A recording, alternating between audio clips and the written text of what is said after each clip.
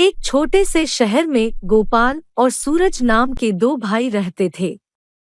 सूरज शरीर का तो धनी था, लेकिन मन का बहुत पापी था। वहीं दूसरी तरफ गोपाल की किस्मत खराब थी। उसका एक पैर खराब था, लेकिन गोपाल मन का बहुत साफ था।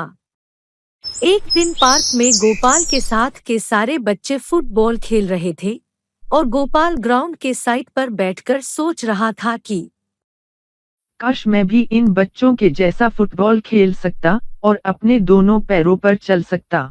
ये सोचते सोचते गोपाल के चेहरे पर उदासी छा जाती है।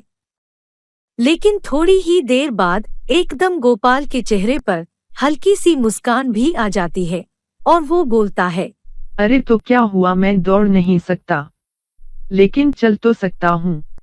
चलो आज मैं चलते चलते जंगल की सैर करके आता हूँ। इतना बोलकर गोपाल जंगल की तरफ निकल पड़ता है। जंगल में घुस के थोड़ी दूर ही चलने के बाद गोपाल को झाड़ियों में से कुछ आवाजें आने लगी। अरे कोई मुझे बचाओ, कोई तो मदद करो, मैं यहाँ फंस गई हूँ। ये सुनकर गोपाल झाड़ियों के पास जाता है तो देखता है एक बहुत ही सुंदर परी के पंख झाड़ियों में फंसे हुए हैं और यह देखकर गोपाल बोलता है, अरे ये परी तो झाड़ियों में फंसी हुई है और इसके पंखों से तो खून भी बह रहा है। गोपाल को उस परी पर बहुत दया आई और उसने उस फंसी हुई परी को आजाद कर दिया। परी को बाहर निकालते वक्त गोपाल के हाथों में खरोंच भी आ गई। फिर उसने अपने लंच बॉक्स में से थोड़ा सा खाना और बोतल से थोड़ा पानी उस परी को पिलाया। लेकिन गोपाल को चिंता होने लगी कि इस घायल परी के घाव को कैसे भरे। तब उसको याद आता है, अरे हाँ, मेरे बैग में चोट पर लगाने का मरहम रखा है। इतना कहते ही गोपाल बैग से मरहम निकालता है और परी के घायल पंख पर लगा देता है। गोपाल की अच्छी भावना देखकर परी उससे मन ही मन बहुत प्रसन्न होती है और थोड़ी देर बाद परी के घायल पंख गोपाल के अच्छी भावना से लगाए गए मरहम से सही हो जाते हैं।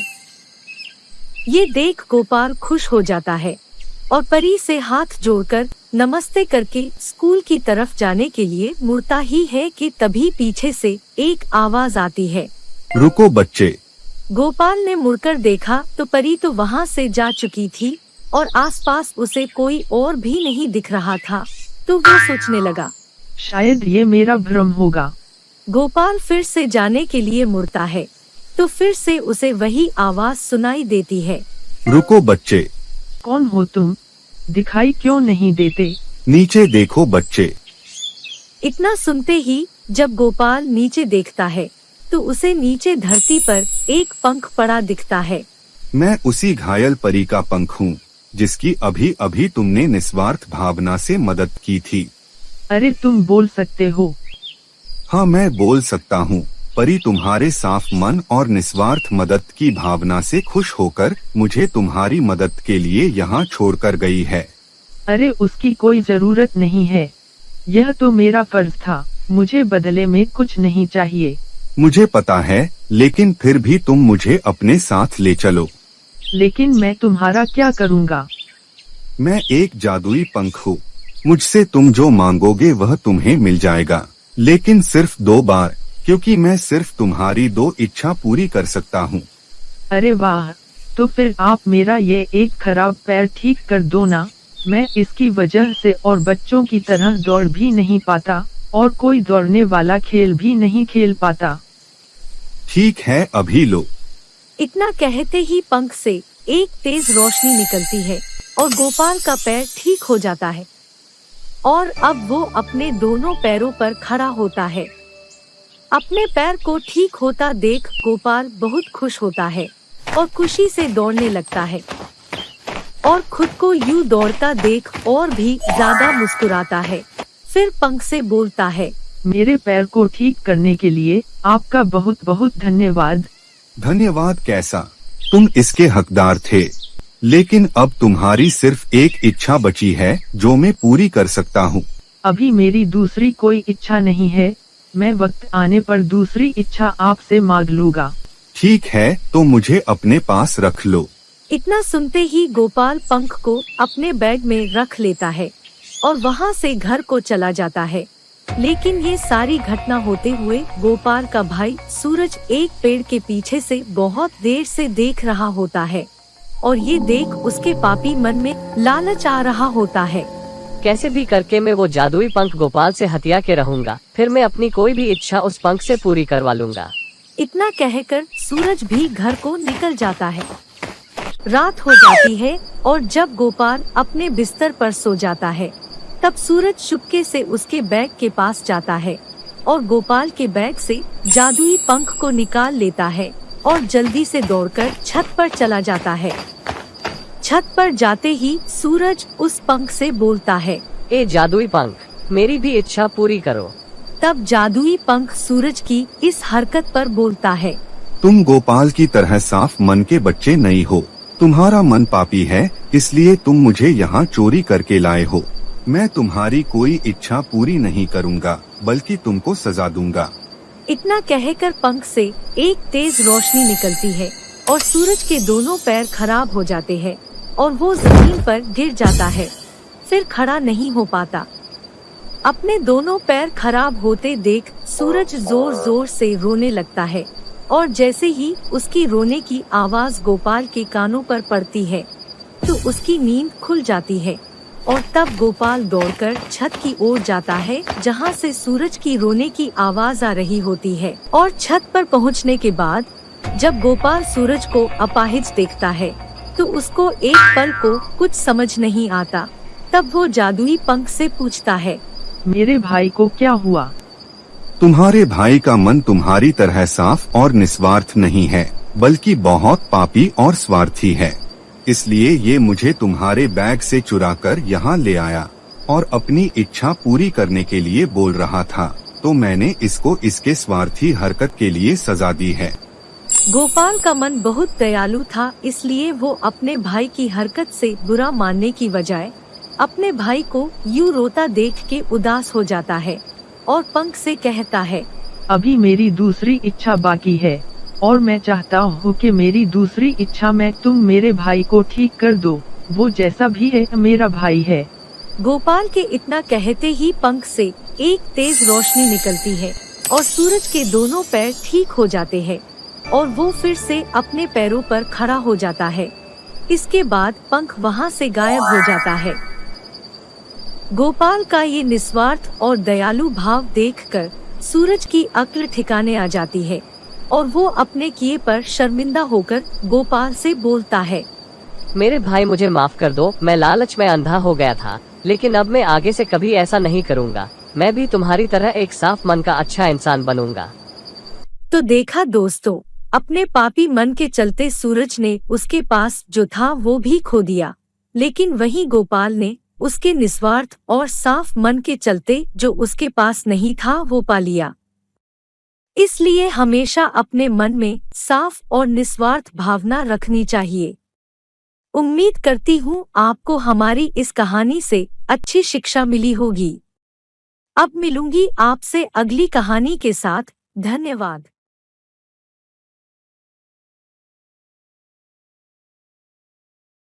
मेरी साड़ी कितनी सुंदर लग रही है ना दोस्तों।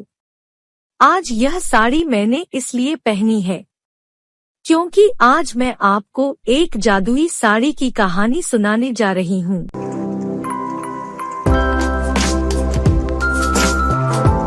एक बार रीटा परी अपनी सहेलियों के साथ पृथ्वी पर घूमने गई थी क्योंकि उसको पृथ्वी के पेड़ पौधे और वहाँ के जानवर बहुत अच्छे लगते थे। जानवरों के साथ खेलते खेलते परियां चंडालिका नाम की चुड़ैल की गुफा के पास पहुँच गयी। परियां इस बात से अनजान थी कि चंडालिका चुड़ैल परियों की सारी शक्तियां छीन के उनको अपना बंदी बना लेती थी।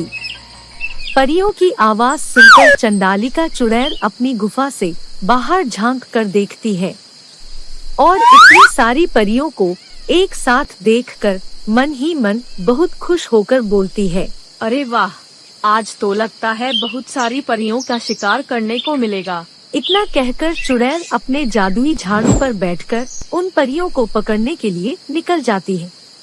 चुड़ैल को अपनी तरफ आता देख परियां बहुत घबरा जाती हैं और अलग अलग दिशाओं में अपनी जान बचाने के लिए भाग जाती है। रीटा परी भागते भागते एक झोपड़ी में जाकर छिप जाती है।